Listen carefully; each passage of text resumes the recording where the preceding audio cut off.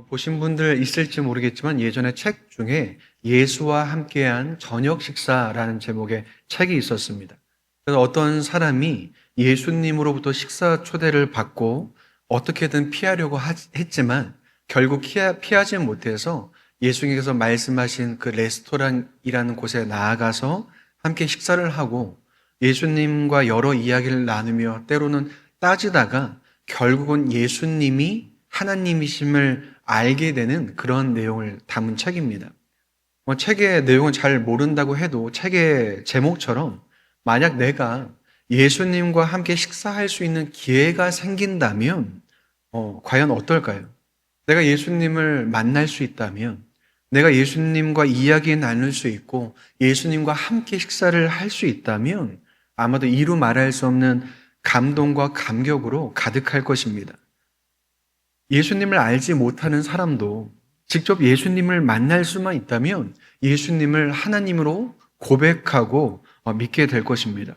그런데 여러분, 왜 예수님은 우리에게 밥 먹자고 하지 않으실까요? 왜 예수님은 이렇게 나타나셔서 우리에게 직접 그 얼굴을 보여주시지 않고 그 음성을 들려주시지 않으실까요? 2000년 전에 오신 것처럼 다시 예수님께서 재림하시기 전일지라도 중간중간 이 땅에 들러주시고 나를 만나주시고 나와 함께 그렇게 밥 먹어주신다면 정말 세상 많은 사람들이 예수님을 믿고 내 믿음이 더 커질 텐데 왜 그러주시지 않으실까요? 여러분, 우리가 그렇게 생각하게 되는 이유는 무엇이냐면 예수님이 이곳에 계시지 않고 나와 함께 하신다고 생각하지 못하기 때문에 그렇습니다. 우리가 예수님을 볼 수 없고 들을 수 없고 만질 수 없기 때문에 예수님이 이곳에 지금 계시지 않는다고 내 삶 속에 내 삶의 모든 순간 가운데 함께 하신다는 생각을 하지 못하게 된다는 거죠. 근데 여러분, 예수님께서 이곳에 함께 계실까요? 계시지 않으실까요? 네, 계신다는 것이죠. 이미 우리와 우리의 모든 삶 가운데 예수님께서 함께 하신다는 거죠. 왜 그럴까요? 예수님께서 말씀하신 대로 세상 끝날까지 내가 너희와 함께 하신다는 그 말씀을 지금도 유효하게 지키고 계시기 때문에 그렇습니다.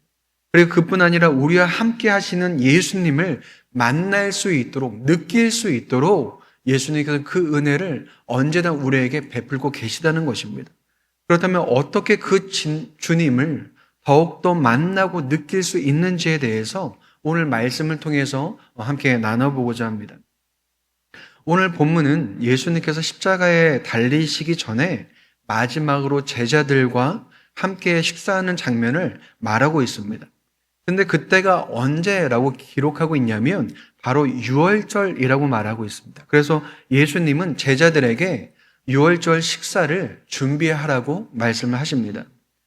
유월절에 대해서 잠시 설명을 하자면 애굽으로부터 하나님께서 이스라엘 백성을 구원하신 것을 기념하는 절기가 바로 유월절입니다.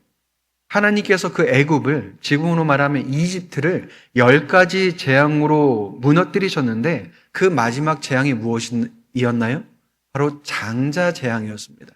그 맏아들들을 다 죽이는 재앙이었는데 어린 양의 피를 문 임방과 문 설주에 하나님께서 바르라고 이야기하시죠. 오직 이스라엘 백성에게만 그렇게 하라고 말씀해 주셨습니다. 우리가 문을 보통 달면 문만 있는 것이 아니라 문틀이 같이 달려져 있습니다. 그랬을 때 그 가로 기둥, 위에 있는 가로 기둥을 문 임방이라고 하고 양쪽에 있는 세로 기둥을 문 설주라고 합니다. 그래서 이런 형태로 피를 바르는 거죠. 그래서 문 임방과 문 설주에 어린 양의 피를 바른 사람들은 재앙으로부터 맏아들을 지킬 수 있었고, 그렇지 못했던 애굽 사람들 전체에는 그 맏아들이 죽는 울음바다가 되었습니다. 그래서 유월절이라는 단어에서 유월이란 단어가 넘을 월을 써서 넘어가다라는 뜻입니다. 넘어가는 절기라는 거죠. 그래서 죽음과 재앙이 넘어가고 생명과 구원이 주어졌다라는 것이 바로 유월절의 의미입니다. 그래서 그 은혜를 기억하면서 이스라엘 사람들이 유월절을 계속해서 지켜왔다는 거죠. 그래서 출애굽 후에는 유월절에 어린 양의 피를 문에 바르지 않고 어떻게 했냐면 제단에 그 피를 뿌리고 그 어린 양을 가져와서 불에 구워서 가족들과 함께 먹고 남은 것은 그날이 지나기 전에 불에 다 태우는 것이 유월절의 관습이었습니다. 그래서 어린 양을 그 불에 구워서 먹을 때는 쓴 나물과 무교병을 함께 먹었는데, 출애굽을 하면서 빵을 발효시킬 시간이 없어서 발효시키지 않은 빵을 바로 무교병이라고 합니다. 그것을 기억하면서 무교병을 먹고, 또 그때의 어려움을 생각하면서 쓴 나물을 무교병과 그 어린 양 고기를 불에 구워서 같이 먹는 것이 방식이었다는 거죠. 그런데 15절에 보면 예수님께서 제자들과 함께 앉으신 후에 뭐라고 말씀하시냐면, 내가 고난받기 전에 너희와 함께 이 유월절 음식을 먹기를 간절히 바랬다라고 말씀하십니다. 여러분, 그 이유가 무엇일까요? 예수님께서 이제 그들을 위한 유월절의 완전한 어린 양이 되실 것이기 때문이었습니다. 모든 죽음과 재앙으로부터 그들을 건져내고 구원과 생명을 주시기 위해서 십자가에 스스로 희생하심으로써 영원한 어린 양이 되어 주실 것이기 때문에 그것을 미리 기념하기 위해서 제자들과 함께 먹기를 원하셨다는 거죠. 여러분, 그래서 유월절 어린 양과 예수님이 어떻게 연결되는 것이냐면, 먼저는 유월절은 하나님께서 어린 양의 피로 죽음에서 건져내신 날이죠. 그렇다면 두 번째는 예수님께서 그 유월절에 참된 어린 양이 되셔서 죄와 죽음에서 건져내기 위해 이 식탁에 앉으셨다는 거죠. 세 번째는 무엇일까요? 그래서 이 식탁은 단순한 식사가 아니라 예수님께서 자신의 몸과 피를 통해 새로운 구원을 시작하신 사건이 되는 것입니다. 그 유월절을 온전하고 참되게 지키시고 그 어린 양이 되시는 것이 바로 예수님의 이 마지막 만찬을 통해서 시작된다는 거죠. 그래서 19절과 20절에 예수님께서 뭐라고 말씀하시나요? 19절에 이렇게 기록되어 있습니다. 또 떡을 가져 감사 기도하시고 떼어 그들에게 주시며 이르시되, 이것은 너희를 위하여 주는 내 몸이라 너희가 이를 행하여 나를 기념하라 하시고, 저녁 먹은 후에 잔도 그와 같이 하여 이르시되, 이 잔은 내 피로 세우는 새 언약이니 곧 너희를 위하여 붓는 것이라 라고 말씀하십니다. 떡을 떼어 주시면서 이것은 너희를 위해 주는 내 몸이고, 또 잔을 주시면서 이 잔은 내 피고 내 피로 세우는 새 언약이라고 말씀하십니다. 우리가 성찬식 때 나누는 말씀이 바로 이 말씀이죠. 여러분, 예수님께서 언제 십자가에 달리시냐면 제자들과 식사가 끝나고 난 후에 그날 밤에 잡히셔서 신문을 당하고 빌라도에게 재판을 받고 채찍질을 당하고 그 다음날 아침에 골고다 언덕에 올라가서 십자가에 못 박히십니다. 그렇다면 성만찬, 이 마지막 만찬이라고 불리는 그 자리는 예수님께서 십자가에 매달리시기 전날 저녁에 있었던 마지막 식사 자리였다는 거죠. 여러분, 만약 제자들이 이러한 사실을 알았다면 아마도 감당할 수 없는 슬픔에 눈물 바다가 되었을 것입니다. 그러나 제자들은 그 식사가 예수님과의 마지막 식사일 거라고 상상조차 못했을 것입니다. 그런데 제자들보다 더 중요한 것은 무엇이냐면 예수님께서 과연 어떠한 마음으로 그 자리에 제자들과 함께 식사하기를 원하셨냐는 것입니다. 그럼 마치 살아가는 가족을 위해서 내일 죽으러 가는 사람처럼 그 눈과 마음에 가족들의 이름과 얼굴과 그 모습 하나하나를 새기고, 이제 나의 희생을 통해서 그들이 다시 살아나고 그 삶을 온전히 살아갈 것을 소망하며 올라오는 그 고통과 신음을 여러분 억누르는 자리 아니었겠습니까? 성경에 기록된 것처럼 예수님께서 자기 사람들을 사랑하시되 끝까지 사랑하셨던 그 말씀대로 십자가에 매달려 이 세상을 떠나기 전까지 시간뿐 아니라 모든 것을 다한 완전한 사랑으로 그 자리를 가득 채우시고 그 제자들과 함께 음식을 드시고 그 사랑과 은혜를 여러분 나누시지 않았겠습니까? 여러분, 예수님께서 이 땅에 오셔서 예수님은 늘 가난하고 소외되고 병든 사람들과 함께 지내셨고 그들과 함께 드셨습니다. 그래서 그들의 친구가 되어주셨고 그들의 가족이 되어주셨다는 거죠. 그뿐 아니라 모든 사랑과 생명까지도 십자가를 통해서 다 내어주셨다는 거죠. 여러분, 나를 위해 죽으실 필요와 이유가 하나도 없으심에도 불구하고 나를 사랑하신다는 그 이유 하나만으로 모든 것을 예수님께서 내어주셨다는 거죠. 바로 그 사랑으로 동일하게 제자들과 마지막 식사를 하시는 것이 오늘 본문에 기록된 장면이라는 것입니다. 그렇다면 여러분, 그 자리로 나를 초대하시는 일이 무엇일까요? 그것이 바로 성찬이라는 것입니다. 예수님께서 주신 모든 사랑과 생명과 구원을 다시 일깨워 주는 것이 여러분 성찬이라는 것입니다.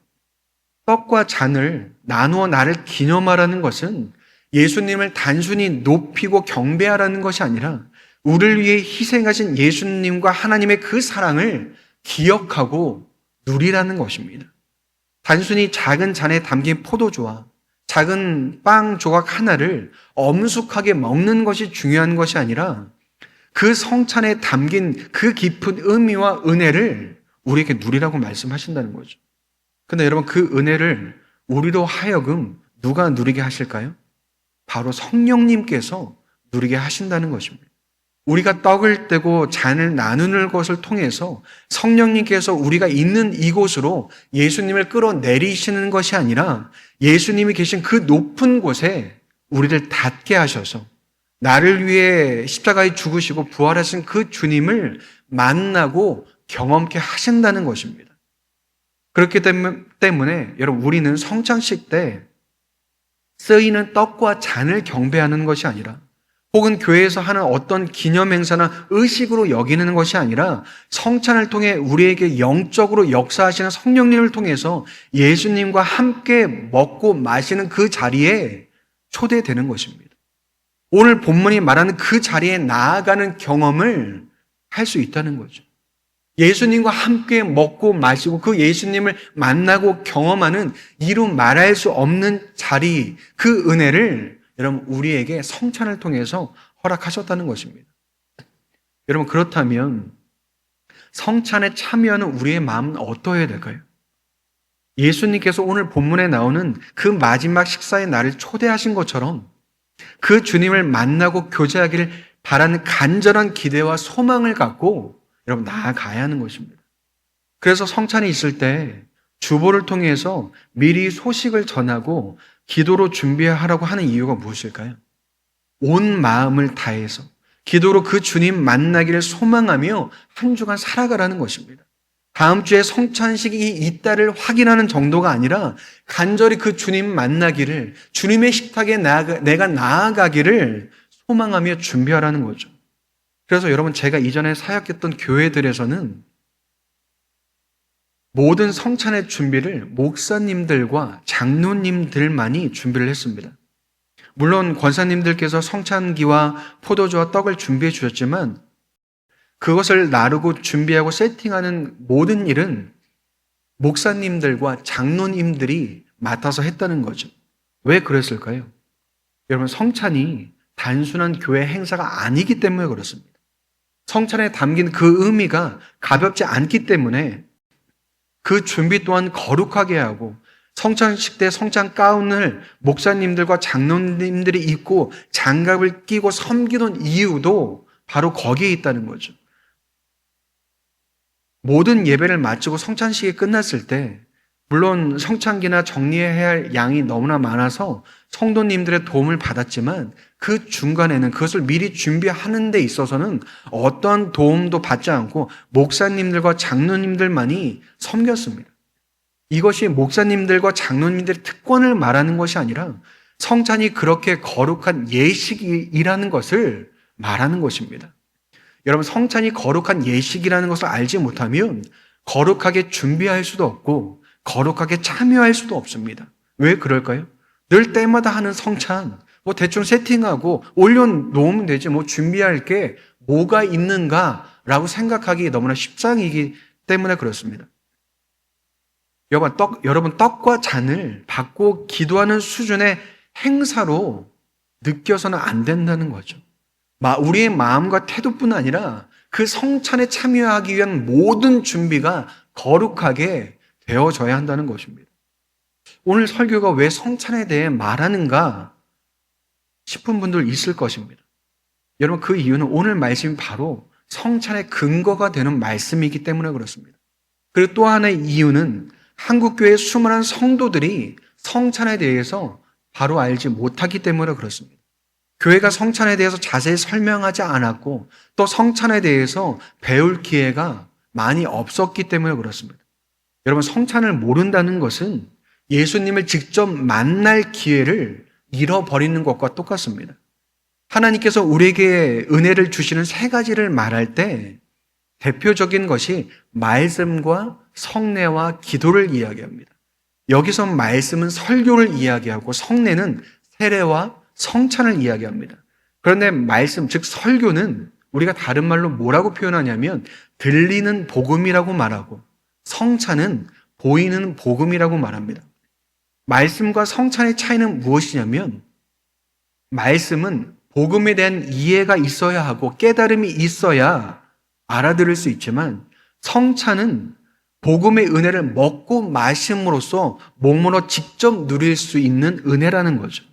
우리의 어떤 이해나 깨달음이 아니라 우리의 몸으로 직접 예수 그리스도의 그 피와 살을 통해서 복음을 누릴 수 있는 은혜가 여러분 성찬이라는 거죠. 그런데 여러분, 많은 사람들이 무엇에 집중할까요? 말씀에만 집중합니다. 많은 사람들이 교회를 선택할 때 가장 먼저 보는 게 무엇일까요? 설교를 가장 먼저 보죠. 그런데 여러분, 설교와 같이 혹은 그 이상으로 큰 은혜가 무엇인가요? 바로 성찬이라는 것입니다.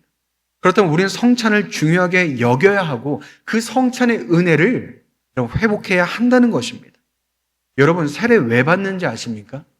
단순하게 말하면 성찬에 참여하기 위해서 세례를 받는 것입니다.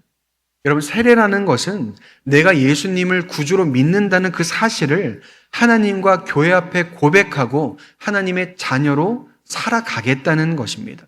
그래서 함께 교회가 되고 교회의 일원이 되었을 때 예수님께서 교회에 허락하신 성찬에 참여할 수 있게 되는 것입니다. 그런데 가만히 살펴보면 여러분, 설교는 누구나 들을 수 있습니다. 그런데 성찬은 세례를 통해서 믿음의 고백을 한 교회의 지체들만이 참여가 가능하다는 거죠. 제가 전에 들은 이야기인데 어떤 분이 가족을 전도해서 교회에 처음 나왔는데 그날이 성찬하는 날이었답니다. 그런데 새로 나오셨고 세례도 받지 않으셔서 이제 성찬에는 참여를 이제 못 하시는 것이죠. 그런데 그 뒤부터 그분이 삐져서 이제 교회에 안 나오셨답니다. 왜 안 나왔냐고 물어보니까 형부가 교회가 치사하게 먹는 것 가지고 사람을 구분하고 그건 뭐 별로 들은 것도 아닌데 그걸 안 주더라 라고 해서 난 다시는 교회 안 가겠다 라고 이제 말을 들어서 이제 그 얘기를 말씀해 주시더라고요. 여러분, 성찬을 알지 못하면 충분히 그러한 오해를 할 수 있습니다. 근데 만약 예를 들어서 누군가 임종을 앞둔 상태에서 가족의 이름을 하나하나 불러주는 자리에서 비록 내가 가족은 아니지만 그 자리에 갔는데 내 이름을 안 불러줬다고 서운해하기는 어려운 일이라는 거죠. 왜 그럴까요? 그렇게 이름을 불러주는 것이 가족에게 한정된 것이기 때문에 그렇습니다. 마찬가지로 성찬은 예수님께서 하나님의 자녀들에게만 허락하신 놀라운 은혜라는 것이죠. 그래서 차별하거나 구분짓는 것이 아니라 오히려 그 은혜에 참여하고 싶고 하나님의 자녀가 되고 싶은 마음이 생겨난다면 여러분, 그게 은혜인 것입니다. 주님과 하나 되고 교회와 하나 되고자 하는 그 마음, 그래서 세례를 받고 성찬에 참여하고자 하는 목마름이 있다면 여러분, 그것이 예수님께서 나를 초대하시고 불러주시는 은혜라는 것입니다. 여러분, 일반적으로 먹고 마시는 것은 기쁘고 즐거운 일이죠. 우리가 살기 위해서도 먹고 마시지만 먹고 마시는 것을 통해서 확인하는 것이 무엇이냐면 바로 하나 되었다는 것입니다. 여러분, 그래서 우리가 잔치집을 가든 초상집을 가든 무엇이 준비되어 있나요? 음식이 한가득 준비되어 있죠. 같은 음식을 먹고 마심으로써 그곳에 있는 기쁨을 함께 누리고 그곳에 있는 슬픔을 함께 나누는 것입니다. 그리고 우리가 가족을 다른 말로 뭐라고 부를까요? 식구라고 부릅니다. 일평생 함께 먹는 사람들이 식구이고 가족이라는 거죠. 그럼 우리도 하나님 안에서 가족이지만 우리처럼 일주일에 한 번씩 몇십 년 동안 함께 밥을 먹은 사람들이 우리 주변에 있을까요? 그렇기 때문에 여러분, 우리도 이미 주님 안에서 식구고 가족인 것이고 함께 먹고 마심으로써 기쁨과 슬픔을 나누는 가족이라는 것입니다. 여러분, 유월절 어린 양을 잡을 때 그 양이 먹기에 많으면 어떻게 했냐면 다른 사람을 불러다가 함께 먹었습니다. 혹은 그 양을 잡을 수 없으면 다른 집에 가서 함께 얻어 먹었습니다. 여러분, 양치는 사람들이 1년 된 흠없는 양을, 정말 가장 좋은 양을 잡아다가 먹기가 쉬웠을까요? 어려웠을까요? 어려웠을 것입니다. 왜냐하면 그 양은 그들의 재산이었기 때문에 그것을 잡기가 어려웠을 거라는 거죠. 그렇기 때문에 경제적으로 생각했을 때 어린 양을 잡는다는 것은 어려운 일이었고 손해였겠지만, 여러분, 유월절이라는 날을 통해서 고기를 먹는 것은 여러분 기쁨이었을까요? 아니었을까요? 기쁨이고 즐거움이었다는 거죠. 그리고 그것을 이웃과 함께 나누어 먹는다면 여러분 그 기쁨이 어떻게 되었을까요? 더욱더 풍성하고 그 공동체 가운데, 그 나라 가운데 넘쳐났을 것입니다. 여러분, 성찬이 우리와 주님이 하나 되었음을 누리게 할 뿐 아니라 주님의 몸된 교회, 즉 지체들과 하나 되게 한다는 것입니다. 떡과 잔을 나누는 것을 통해서 예수님과 몸과 피로 그 구원과 생명을 얻은 사람들임을 알게 하고 하나 된 사람들이라는 것을 알게 한다는 거죠. 여러분, 좀 전에도 말씀드렸지만 세례를 받은 사람만이 성찬에 참여한다는 것은 사람을 구분하기 위해서가 아니라 주님 안에서 자녀된 이들이 누릴 수 있는 은혜며 유익이라는 것을 우리에게 말씀해 주신다는 거죠. 그렇다면 성찬에서만 하나됨이 누려지는 것이 아니라 성찬을 통해서 하나됨을 확인하고 더욱 함께 살아가야 하는 그런 공동체가 되어야 한다는 거죠. 그래서 여러분, 우리가 무엇을 해야 될까요? 교회와 함께 내 삶이 어떤지, 그의 삶이 어떠한지를 나누고 함께 기뻐하고 함께 슬퍼하고 함께 기도하는 데까지 여러분 나아가야 하는 것입니다. 여러분, 그 사람이 무엇 때문에 기쁘고 무엇 때문에 슬픈지 모르면 여러분 나는 그 사람한테 남과 같은 사람일 수밖에 없죠. 내가 왜 슬프고 내가 왜 기쁜지 전혀 모르는데 그 사람을 어떻게 가까운 사람이라고 말할 수 있겠습니까? 여러분, 만약 교회가, 공동체가, 지체가 무엇 때문에 기쁘고 무엇 때문에 슬퍼한지 모른다면 나는 교회에서 그 가족이라는 자리에, 식구라는 자리에 올바로 서 있지 않은 것일 수 있다는 거죠. 그런데 여러분, 성찬이 말하는 것이 무엇인가요? 주님과 내가 하나고 교회와 내가, 즉 다른 지체들과 내가 하나라는 것을 알려주고 깨우쳐 준다는 것입니다. 그렇다면 여러분, 우리는 그것을 지켜내야 한다는 거죠. 함께 기뻐하고 함께 슬퍼하고 함께 먹고 마시는 자리에 나아가 하나 되어야 한다는 것입니다. 여러분, 그래서 성찬은 슬픔이 아니라 기쁨과 감격과 감동의 자리인 것입니다. 여러분, 많은 교회가 성찬을 한다고 할 때 예수님께서 돌아가신 것만을 생각하고 무거운 분위기에서 엄숙하게 드립니다. 제가 말씀드리는 것은 성찬이 가벼워야 한다는 것은 아니지만 무거움과 슬픔으로 가득하고 그것으로 끝나서는 안 된다는 것입니다. 왜냐하면 여러분, 성찬은 장례식이나 추도 예배를 대신하는 것이 아니라 나의 모든 죄를 사해 주시고 사망과 어둠의 권세 가운데 승리하신 예수님의 구원과 생명이 선포되는 자리이기 때문에 그렇습니다. 그래서 여러분, 천주교와 기독교의 차이는 무엇이냐면 천주교는 성찬을 희생 제사로 드립니다. 그래서 성찬 때마다 예수님을 계속해서 희생시킨다는 거죠. 근데 여러분, 기독교는 그렇지 않습니다. 물론 성찬에 눈물이 있을 수 있죠.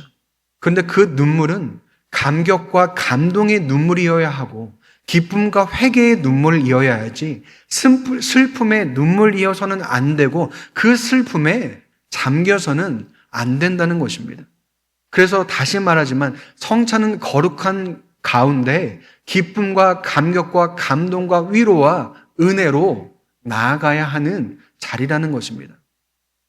어떤 분이 본인이 어렸을 때 성찬식을 하는데 성찬식을 늘 하면 사람들도 울고 내 옆에 있는 친구들도 울고 집사님들 울고 권사님도 우는데 자기만 눈물이 안 나와서 너무나 난처하고 힘들었다고 이야기하더라고요. 혹시 그런 비슷한 경험을 해본 분들이 이 안에도 있으실지 모르겠습니다. 근데 여러분, 이제는 그럴 필요가 없다는 것입니다. 우리의 눈물을 짜낼 필요가 없다는 거죠. 성찬의 진정한 의미를 알고 그것을 누리면 된다는 것입니다. 그뿐 아니라 여러분, 초대교회에서 성찬은 그 성찬식 자체로 기쁨과 즐거움이 되었습니다. 왜 그랬을까요? 가난하고 소외된 이들이 교회의 성찬을 통해서 빵과 포도주를 한가득 먹고 그들의 삶 가운데 배부를 수 있는 그런 기쁜 날이었기 때문에 그렇습니다. 성경을 보면 여러분, 구약에서는 하나님께서 이스라엘 백성을 만나와 메추라기로 먹이셨고 예수님께서는 떡과 물고기로 사람들을 먹이셨습니다. 우리의 영적인 필요뿐 아니라 육적인 필요도 돌아보시며 채우셨다는 거죠. 우리에게 양식을 주시고 채우신 분이 누구신지를 우리로 하여금 알게 하실 뿐 아니라 날마다 우리가 먹을 양식을 기도로 구하게 하신 분이 바로 예수님이라는 거죠. 그만큼이나 여러분, 예수님은 우리가 먹는 것에 진심인 분이라는 것입니다. 우리 삶의 모든 필요를 세밀하게 보시며 채우시는 분이 우리 주님이라는 거죠. 그것을 채우시고 공급하시고 구하게 하시는 분임을 성찬을 통해서 또다시 우리에게 누리게 하신다는 거죠. 여러분, 우리가 먹은 것은 내가 알지 못하지만 내 몸이 되고 내 피가 되고 내 살이 되죠. 그렇다면 성찬을 통해 먹은 떡과 잔이 내 몸의 영양분이 될 뿐 아니라 여러분, 내 영혼의 영양분이 되는 것입니다. 우리의 몸과 영을 채우시는 분은 오직 주님 한 분이심을 성찬을 통해서 고백해 하신다는 거죠. 여러분, 오늘 말씀을 통해서 나누고자 하는 것은 성찬의 의미를 배우고 깨닫는 것이 여러분 전부가 아닙니다. 그것을 넘어서 예수님이 계시는 그 식탁에 초대받는 사람들이 바로 나라는 것을, 그 자리가 얼마나 크고 얼마나 큰 은혜인지를 여러분 기억하기 위해서 함께 나누는 것입니다.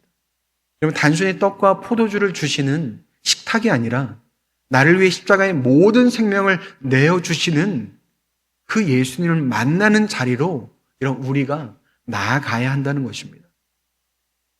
최근에 나눔 중에 들었던 이야기 중에 하나는 예수님은 나만의 예수님이 아니라 우리의 예수님이 아니냐라는 이야기를 들었습니다. 예수님께서 십자가에 매달려 죽으셨지만 나만을 위해서 십자가에 매달리신 것은 아니지 않냐라는 것이었습니다. 맞습니다. 예수님은 나만의 주님이 아니라 우리의 주님이십니다. 그렇기 때문에 주님 안에서 우리를 하나 되게 하신다는 거죠. 근데 여러분, 예수님은 우리의 주님이시면서도 동시에 나의 주님이시라는 거죠. 여러분, 그 놀라운 일이 어떻게 이루어질까요? 지금 우리 교회에서 예배를 드리고 있으니까 다른 교회에서는 예수님이 안 계실까요? 다른 나라에는 예수님이 안 계실까요? 내가 주님을 예배하고 있으니까 나의 예배는 들으시지만 다른 사람의 예배는 들으시지 않으실까요? 아니면 다 같이 싸잡아서 우리의 예배라고 생각하고 대한민국의 예배 혹은 열방의 예배라고 들으실까요? 아니요, 그렇지 않으시다는 것입니다. 우리 각 사람을 마주하시고 나만을 바라보신다는 거죠. 나를 향한 주님의 사랑이 다른 사람과 나눠져서 부족한 것이 아니라 오히려 나를 온전히 채우시고 완전히 채우실 뿐 아니라 나만을 바라보는 나만의 주님이시라는 것입니다. 그렇다면 여러분, 예수님의 피와 살은 어떨까요? 모두에게 나눠주시기에 부족하고 모자랄까요? 아니요. 우리 각 사람을 채우고 넘칠 만큼 이 세상에 오직 나만 있는 것처럼 그 모든 피와 모든 살을 나에게 주셨다는 것입니다. 그렇다면 여러분, 바꾸어서 그 주님이 나만을 바라보시고 나만을 초대하셨다면 나는 그 주님을 온전히 바라보고 여러분 그 주님의 초대에 응하고 계십니까? 오늘 그 식탁으로 나를 부르시고 초대하시는 그 음성과 손길 가운데 여러분 반응하는 우리가 되었으면 좋겠습니다.